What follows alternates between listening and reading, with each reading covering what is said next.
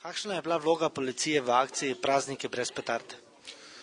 Vloga policije je bila približno nekje v enakem obsegu kot prejšnja leta. Delo policistov v tem obdobju je potem predvsem usmerjeno v preventivno delovanje, to se pravi delovanje na tistih mestih, kjer se pač pričakuje in statistika pač izkazuje, da pride do največje uporabe pirotehničnih sredstev. Nadalje se vloga izkazuje tudi v povečanem številu poostrenih nadzorov, ki so v tem obdobju vsaj predvsem na tistih mestih, za katere vemo, da se ta pirotehnika preprodaja. Za mesto Maribor lahko rečemo, da so recimo takšna mesta, ki so vsem poznana, Mariborska tržnica, potem je tu Bolšji sejem in pa podobne lokacije.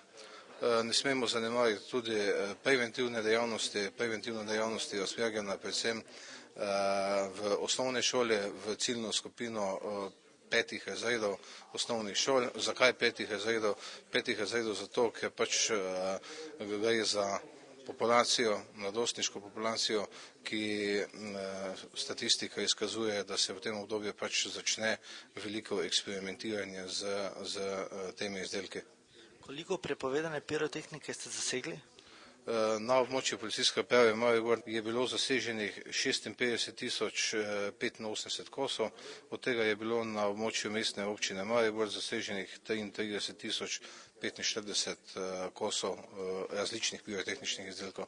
Kako bi vi kot podžupan in predsednik varnostnega sosveta ocenili decembrsko akcijo Prazniki brez petard?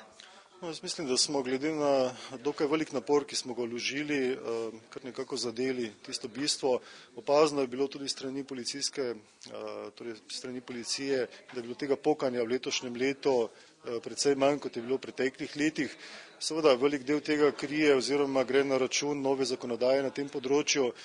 Je pa res, da smo tudi mi sprožili številne akcije, kot je z zloženkami, kot je s plakati recimo na avtobusnih postajališčih v osnovnih šolah in pa seveda z enim natečajem, kjer smo pozvali osnovne šole, torej vse mariborske osnovne šole, da aktivno sodelujejo ta najbolj ciljna skupina mladostnikov, ki so podvrženi nekako eksperimentiranju s petardami, da nekako sami se zavedajo tega, da so lahko petarde nevarne in pa da so moteče tako za ljudi, kakor živali.